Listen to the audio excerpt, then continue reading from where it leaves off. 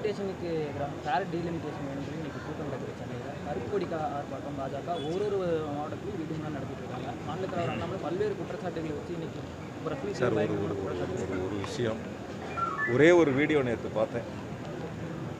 மது விலக்கு சம்மந்தமாக 2023 அவர் பேசின பேச்சும் 2024 அவர் பேசின பேச்சும் ஒரு வீடியோ பார்த்தேன். அது வேணால் உங்களுக்கு போட்டு காட்டுறேன், என் செல்ஃபோனில் இருக்குது.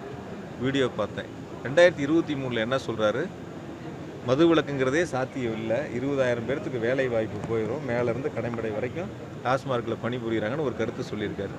24 ஒரு வாக்குறுதி கொடுக்குறாரு, ஏதோ அவங்க வந்துட்டால் மது விலக்கு வந்துடும், கடைகள்லாம் மூடிடுவோம்னு சொல்லிட்டு. ஏதாவது நான் கூட பல முறை சொல்லியிருக்கேன், அரசு நிகழ்ச்சிகளில் தயவுசெய்து சில கோமாளிகளுடைய கேள்விகளை கேட்டு நேரத்தை வீணடிக்க வேண்டாம். ஒரே மாதிரியான பேச்சுக்களை பேசுகிறவங்கள கேட்கலாம். உங்களுக்கும் நிறையா வேலை இருக்குது, எங்களுக்கும் நிறையா வேலை இருக்குது. 10,000 பேர் இன்றைக்கி கலந்துருக்கிறாங்க.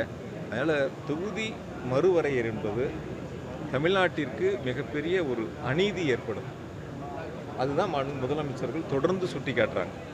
அந்த அநீதிங்கிறது என்ன, நம்முடைய குரல் டெல்லியில் ஒலிக்கின்ற பொழுது அந்த குரல் கேட்பதற்கு நபர்கள் எல்லாம் போயிடும்.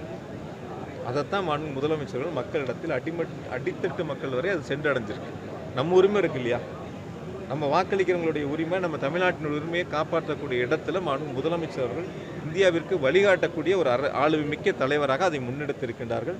நிச்சயமாக முதலமைச்சர்கள் முன்னெடுத்திருக்கக்கூடியதற்கு இந்தியாவில் இருக்கிற மற்ற அரசியல் கட்சி தலைவர்கள் பெரும் ஆதரவை வழங்கியிருக்கின்றார்கள்.